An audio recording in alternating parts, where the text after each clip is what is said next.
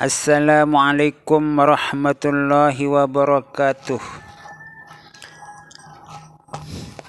Teman-teman dimanapun berada, para subscriber yang selalu mendapat siraman rahmat, taufik, hidayah, inayah Allah subhanahu wa ta'ala.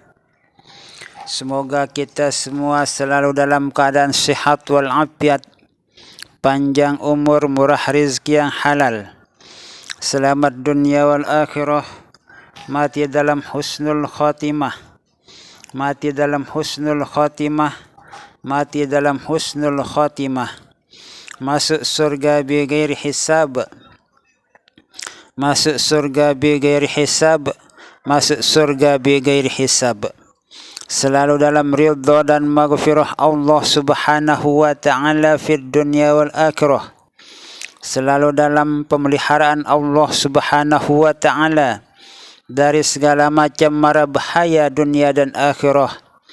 Amin, amin, amin, Allahumma amin ya Allah ya Rabbal Alamin.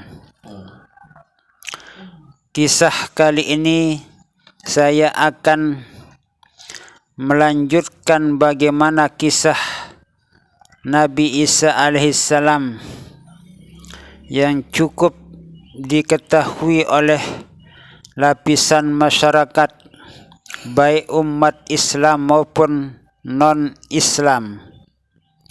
Nabi Isa alaihissalam adalah salah satu di antara rasul-rasul utusan Allah subhanahu wa ta'ala. Kita mengetahui semua bahwa Nabi Isa alaihissalam adalah putra Maryam binti Imran. Nabi Isa alaihissalam dilahirkan tanpa memiliki seorang ayah, karena Allah subhanahu wa ta'ala ingin memperlihatkan kebesaran dan keagungannya kepada umat manusia. Bagaimanapun kalau Allah subhanahu wa ta'ala menghendaki sesuatu, pasti terjadi. Manusia yang tidak punya ayah dan ibu bisa ada dengan kehendak Allah subhanahu wa ta'ala, seperti yang terjadi pada seorang nabi pertama, yaitu Nabi Adam alaihissalam. Nabi Adam alaihissalam tanpa seorang ibu, tidak punya ayah dan ibu, Nabi Adam bisa tercipta karena kehendak dan kekuasaan Allah subhanahu wa ta'ala. Kemudian Allah subhanahu wa ta'ala lagi ingin memperlihatkan kepada umat manusia bagaimana kehebatan, kebesaran, keagungan Allah subhanahu wa ta'ala dengan menciptakan seorang nabinya, seorang rasulnya yang bernama Nabi Isa alaihissalam, yang lahir dari seorang perempuan yang paling soleh di dunia ini, yaitu Siti Maryam. Tanpa seorang suami, Siti Maryam bisa mempunyai seorang anak karena dengan izin dan kehendak Allah subhanahu wa ta'ala, sehingga Siti Maryam itu bisa mempunyai seorang putra yang bernama Nabi Isa alaihissalam. Siti Maryam di saat di ruang halwatnya, yaitu berada di samping mimbar masjid, didatangi oleh malaikat Jibril alaihissalam. Lalu kemudian malaikat Jibril alaihissalam menyampaikan berita dari Allah subhanahu wa ta'ala bahwa Siti Maryam sebentar lagi akan mempunyai seorang anak yang akan tercipta di dalam rahimnya. Mendengar kabar dari malaikat Jibril alaihissalam itu, Siti Maryam menjawab, bagaimana saya bisa mempunyai seorang anak bagaimana saya bisa menjadi perempuan yang hamil padahal saya tidak pernah tersentuh oleh seorang manusia, tidak pernah disentuh oleh seorang laki-laki. Namun karena izin, kekuasaan dan kebesaran Allah Subhanahu wa ta'ala, bagaimanapun bisa terjadi. Dan akhirnya tidak lama kemudian Siti Maryam pun mengandung. Kemudian setelah beberapa bulan lamanya, Siti Maryam itu perutnya makin membesar dan terus membesar. Melihat keadaan yang demikian itu, masyarakat yang ada di sekitarnya itu membicarakan hal yang demikian itu, sehingga Siti Maryam pergi meninggalkan kholwatnya untuk berada di sebuah tempat yang cukup jauh dari keramaian masyarakat. Lalu kemudian telah tiba waktunya untuk melahirkan seorang putranya. Di saat itu Siti Maryam melahirkan seorang putranya yang diberi nama dengan Isa, yang kelak akan diutus, diangkat menjadi seorang rasul oleh Allah Subhanahu wa ta'ala untuk menyelamatkan umat pada masa itu.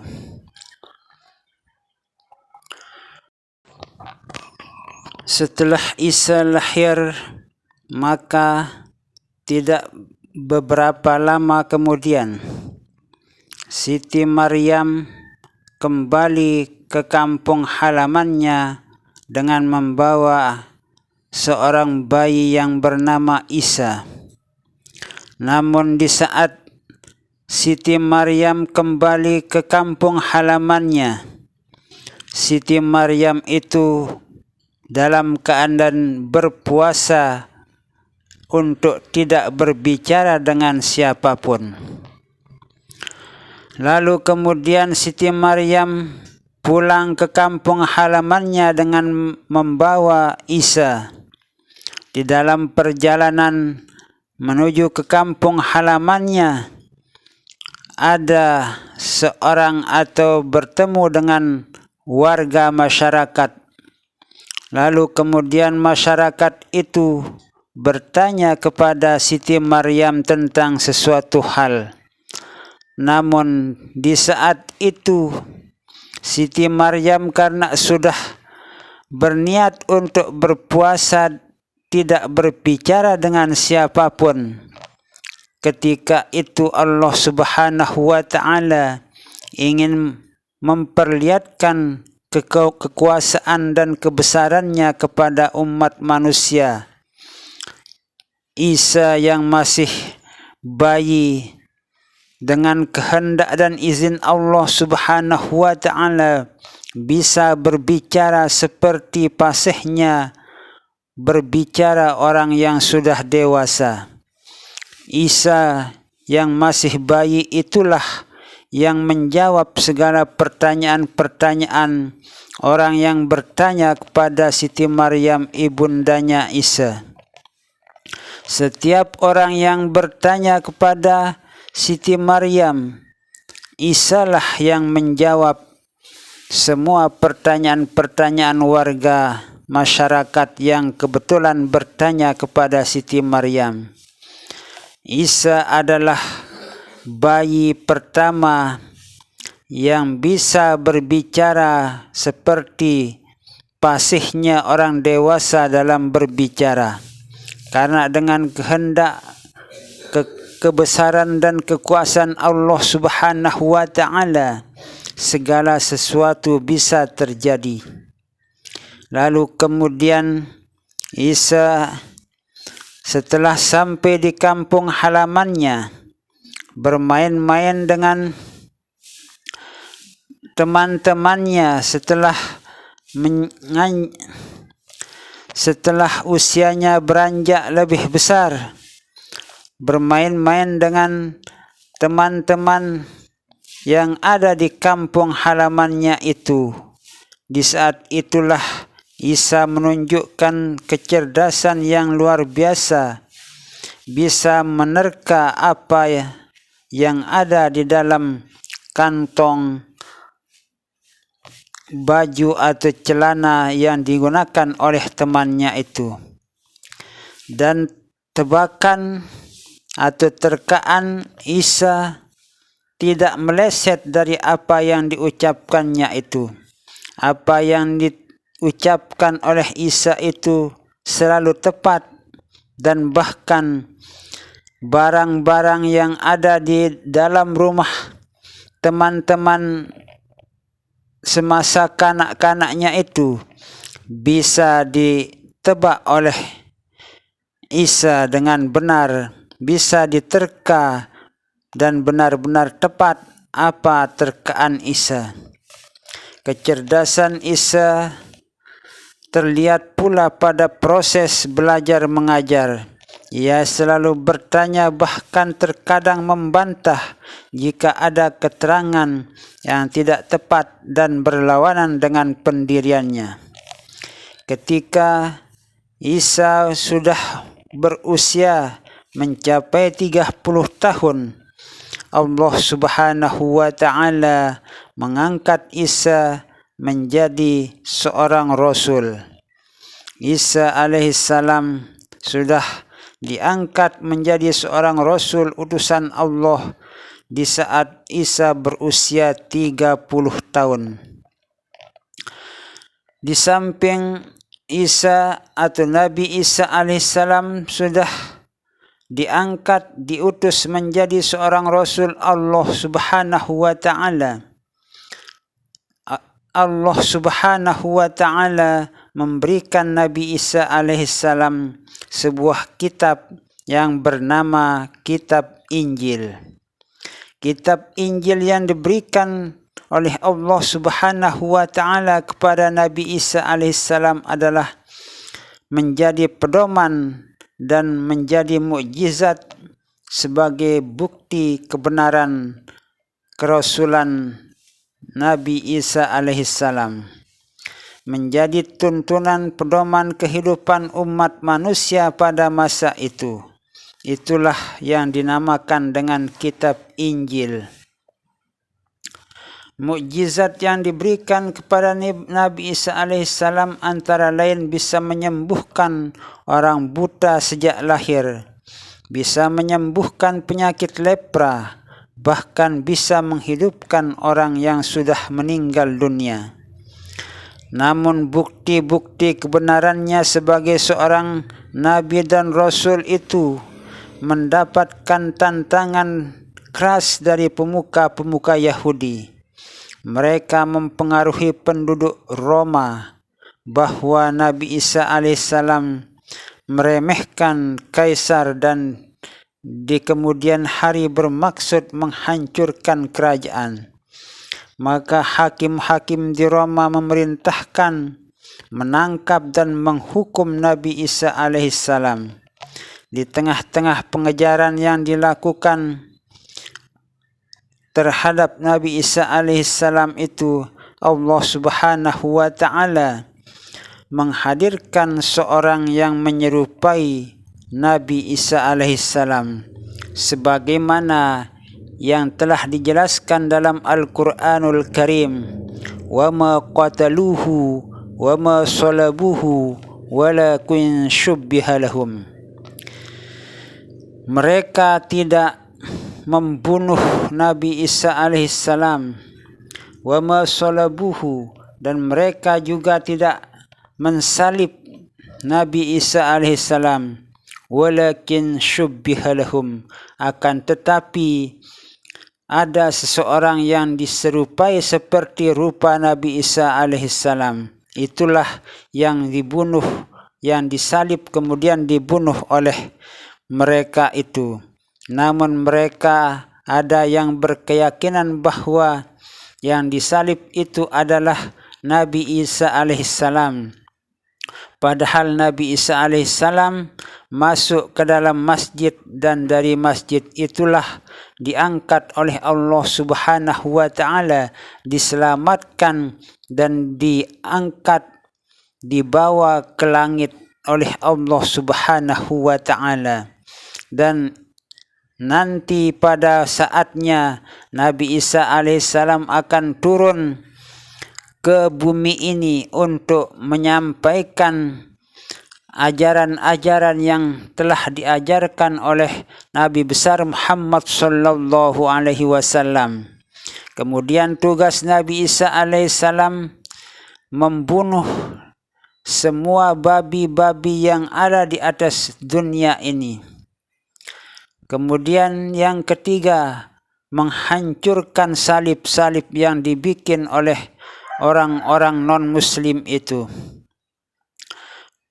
Yang keempat adalah tugas Nabi Isa alaihissalam adalah membunuh yang namanya Dajjal.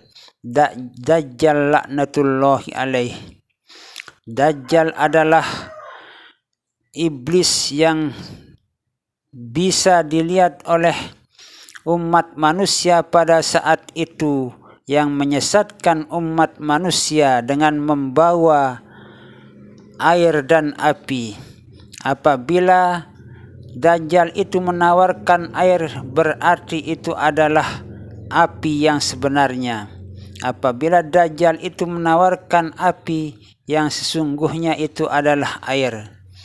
Itulah berbagai macam cara-cara Dajjal nanti di akhir masa, dan merupakan tanda-tanda besar kiamat yang akan merusak keimanan ketakwaan umat manusia. Namun Nabi Isa alaihissalam datang untuk membunuhnya, karena merupakan tugas Nabi Isa alaihissalam yang diturunkan oleh Allah Subhanahu wa taala dari langit, yaitu untuk membunuh Dajjal. Disebabkan karena siapapun di antara sekian banyak umat manusia pada masa itu tidak mampu membunuh Dajjal yang bernama Dajjal itu, karena sudah ditentukan oleh Allah Subhanahu wa taala bahwa yang bisa nanti membunuh Dajjal laknatullah itu adalah Nabi Isa alaihissalam.